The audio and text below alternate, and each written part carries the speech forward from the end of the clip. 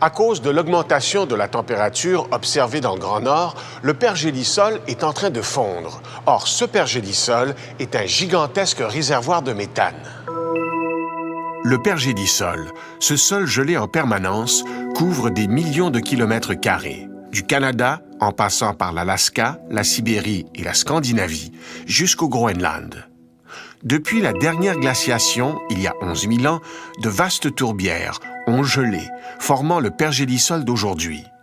Dans le cas de la Sibérie, c'est une tourbière d'1 million de kilomètres carrés, une tourbière équivalente aux 2/3 du Québec. Si cette matière végétale revient à l'air libre, les bactéries responsables de sa décomposition reprendront du service. L'un des sous-produits de cette décomposition est le méthane, dont les émissions pourraient alors se faire en grande quantité.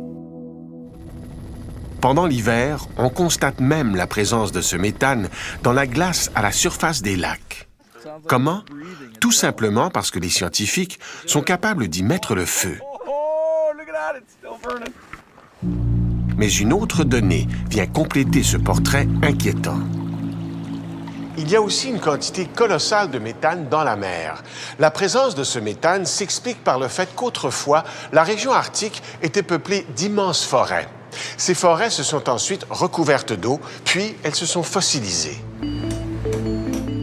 Sous l'effet de la pression, et aussi parce que les eaux sont froides, le méthane s'est solidifié sous forme de cristaux blancs sur ces carottes de glace. C'est ce qu'on appelle des hydrates de méthane.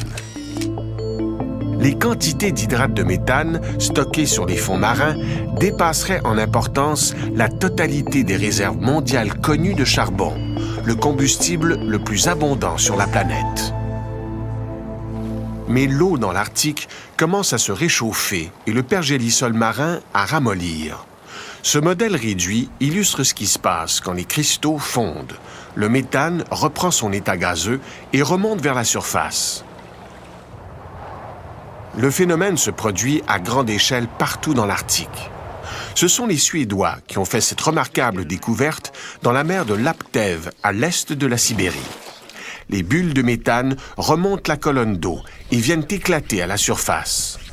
Le fait de devoir ajouter le méthane marin au méthane terrestre fait frémir les scientifiques, car il va falloir maintenant intégrer ces nouvelles données au modèle climatique. Les conséquences peuvent être sérieuses, car le pergélisol contient des quantités de méthane évaluées à 16 000 milliards de tonnes. Comme les quantités en jeu sont colossales, il pourrait alors se créer un puissant cercle vicieux. Plus de méthane veut dire encore plus de gaz à effet de serre dans l'atmosphère, et donc augmentation de la température.